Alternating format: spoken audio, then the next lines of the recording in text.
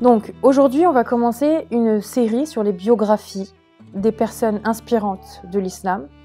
Je commence moi par un grand savant dont l'œuvre principale de la vie, c'est une de mes sources dans mes assises, dans les sourbettes, dans les dals que je fais. Et vous avez donc toutes dû entendre parler de Saïd Nursi, le fameux Bediüzzaman.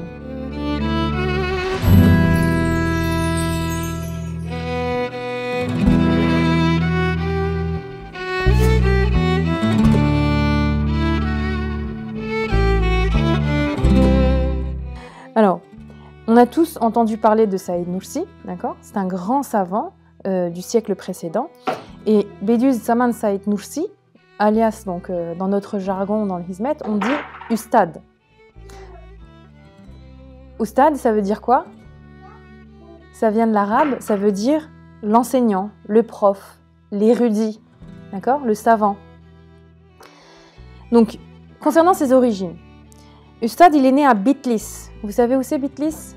C'est dans l'est de la Turquie actuelle.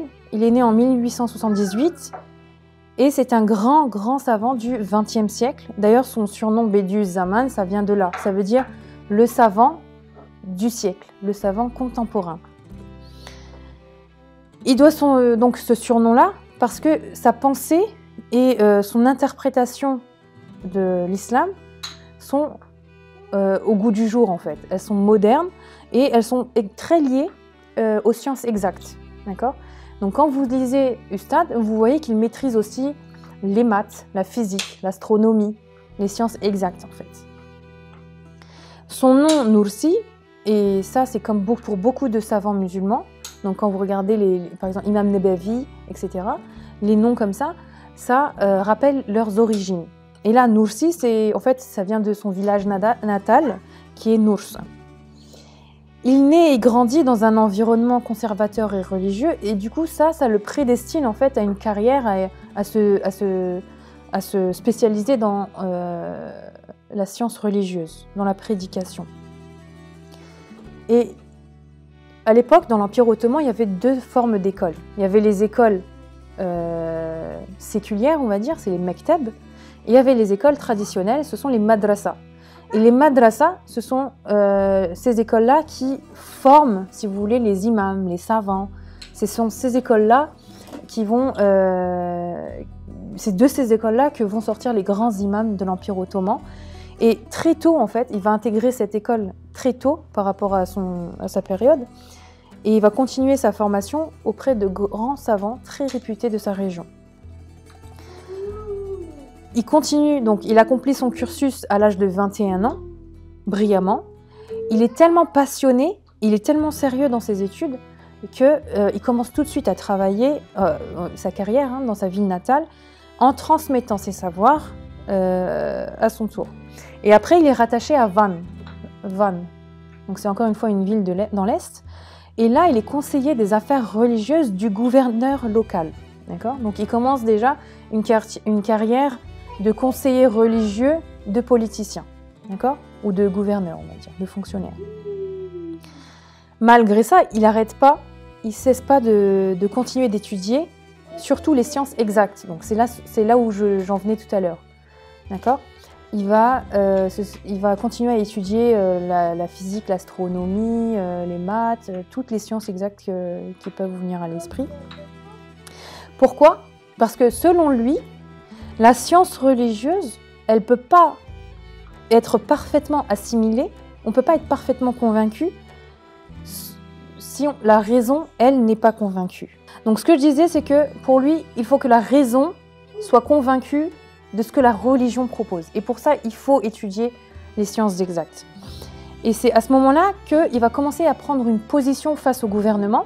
D'accord ? Il commence à critiquer le système éducatif du gouvernement ottoman, parce que les institutions traditionnelles, donc les madrasas, pour lui, elles sont obsolètes. Ça ne fonctionne plus. Elles ne sont plus au goût du jour. D'accord ? Il s'oppose surtout à l'instrumentalisation de la religion par les tariqats et par les soufis qui les tiennent en fait. Les tariqats, ça promeut en fait une relation très stricte entre l'enseignant et les disciples, d'accord?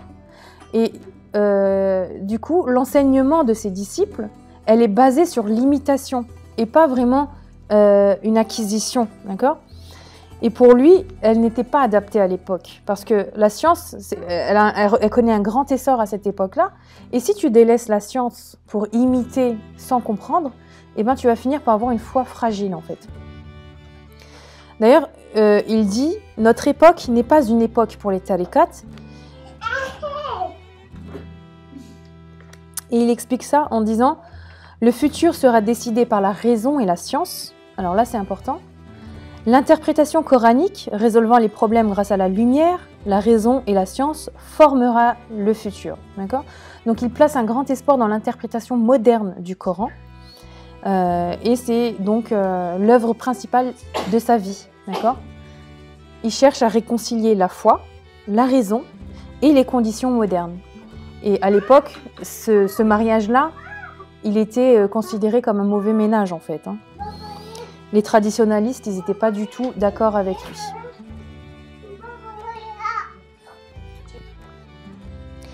Maintenant, il a vécu beaucoup de complications dans sa vie, d'accord? Il n'a pas vécu une vie très facile. Sa prédication et son message ne se sont pas diffusés très facilement. Il n'a jamais arrêté, malgré son opposition au gouvernement, de servir en fait sa patrie. Il a même combattu à la tête donc d'une milice locale sur le front Est pendant la Première Guerre mondiale. D'ailleurs, il s'y est fait prisonnier par les Russes. En 1916, il est fait prisonnier par les Russes. Il a été déporté en Sibérie. Et là, il est emprisonné en fait, d'accord? Mais il réussit à s'évader de là 2 ans après, si je me trompe pas, grâce aux ébranlements en fait causés par la révolution bolchevique. D'accord ? À l'époque, la Russie, elle est en pleine crise interne, et donc tous ces ébranlements ont fait que il a trouvé une faille, il a réussi à s'en évader. Du coup, il revient à Istanbul. Donc, à son retour à Istanbul, il est nommé donc membre d'un comité de savants qui doit conseiller l'État ottoman sur sa politique religieuse. Et ensuite, il y a Mustafa Kemal Atatürk. Donc, à l'époque, c'est pas Atatürk, il s'appelle juste Mustafa Kemal. Il le soutient dans sa démarche indépendantiste au départ, donc dans sa volonté de fonder une république turque. Mais après, il finit par s'en éloigner. Pourquoi ? Parce qu'il a un radicalisme laïciste en fait. C'est une laïcité beaucoup trop radicale. Il a donc une laïcité trop radicale qui fait que Üstad, il commence à prendre ses distances. Et il était allé à Ankara pour le rencontrer, mais finalement, face à cette rencontre, il y a une rupture qui fait que dorénavant, il décide d'abandonner la politique et les fonctions d'État. Donc il quitte Ankara, il se dirige vers Van, encore une fois, la ville où il était de base, il avait sa carrière là-bas. Il se consacre de nouveau à l'apprentissage et l'enseignement des sciences religieuses. Et en fait, quand on regarde son autobiographie, il parle de 2 Saïd. D'accord ? Il parle de l'ancien Saïd. L'ancien Saïd, c'est celui qui était investi dans la politique. Et le nouveau Saïd, c'est celui qui abandonne la politique. Donc, après cette rupture-là. D'accord ? Il parle... L'ancien Saïd, donc, c'était un savant très impliqué dans la politique. Il pensait que l'islam ne pourra rayonner de nouveau que par l'intermédiaire d'un État brillant et fort où la religion occupe une place centrale. D'accord ? Donc, dans la première partie de sa vie, il œuvre pour redonner de la force à l'État musulman, à l'État ottoman, pardon, où la religion, elle occupe une place très importante. D'accord ? Par contre, le nouveau Saïd, il laisse tomber cette idée. Donc, à partir de cette rupture avec Mustafa Kemal, il réalise en fait que les problèmes, ils peuvent être résolus à l'échelle individuelle seulement par des moyens organisés, d'accord ? Par une bonne organisation étatique. Et donc, il se consacre à résoudre les problèmes à l'échelle individuelle, d'accord ? Donc, les 3 premières années de cette nouvelle vie, de ce nouveau Saïd, il va se retirer, il va se consacrer à la méditation, et c'est à ce moment-là qu'il commence à écrire quoi ?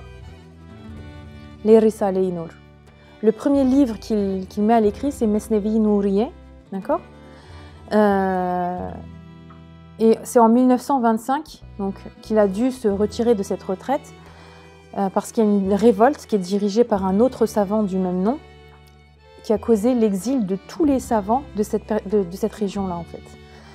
Et du coup, à partir de là, on met en place une laïcité radicale dans la République turque. Et il y a des méthodes totalitaires pour éradiquer la religion de la sphère publique qui ont réduit la liberté d'expression de Saïd Nursi, en fait.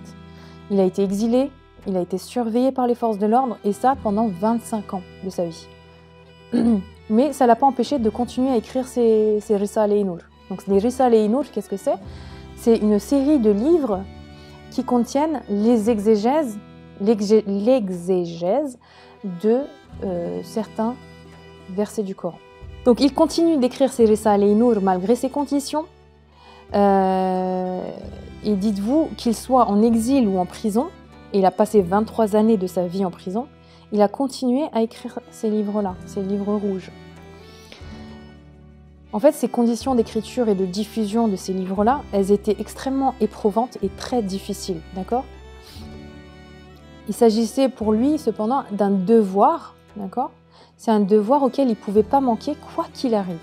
Quoi qu'il arrive, il se sentait donc dans l'obligation de mettre à l'écrit ses exégèses, d'accord? Donc malgré l'exil forcé, il a toujours réussi à rassembler autour de lui une communauté de personnes convaincues de son da'wa, on va dire. Da'wa, c'est quoi? C'est son objectif, son ambition, sa vision de sa mission, en fait. D'accord? Donc ces personnes-là, elles ont œuvré pour la reproduction et la diffusion donc, de ces écrits. Et cette mobilisation clandestine, elle a pris une telle ampleur, en fait. Les gens, clandestinement, ils sont parvenus à reproduire ces écrits d'une telle manière que finalement, ça a provoqué quoi? Les foudres du gouvernement. Donc encore une fois, il y a une traque encore plus acharnée qui a suivi en fait, cette mobilisation clandestine. Donc au bout d'un moment, en Turquie, on a fini par avoir la pluralité politique, d'accord? Jusque-là, pendant 27 années, c'était le parti unique qui était au pouvoir. Personne n'avait le droit donc, de s'exprimer. Et à partir de 27 années de pouvoir unique, Saïd Nursi finit par retrouver plus de liberté. Et c'est à ce moment-là que ces livres finissent par être publiés légalement, d'accord? Donc c'est plus une mobilisation clandestine, ça tout se fait correctement légalement. D'abord en alphabet arabe, donc dans la langue ottomane, d'accord, et ensuite en alphabet latin, parce que la Turquie, avec la République, est passée à l'alphabet latin. Et c'est en 1960 qu'il meurt, naturellement, mais les politiciens continuent de voir en lui une menace, même après sa mort, et ils l'exhument, en fait. Il est enterré dans un endroit inconnu, parce que ça a été considéré comme une menace, en fait. Son tombeau aurait pu être le lieu de rassemblement, un lieu de pèlerinage, etc. C'est ce qu'ils ont jugé, et ils ont décidé de l'enterrer de manière inconnue. Donc finalement, Saïd Nursi, il a voué toute sa vie à redorer l'image de l'islam à la lumière donc, de la science et de la modernité. D'accord ? Donc pour lui, il y avait un mariage entre la modernité et la religion.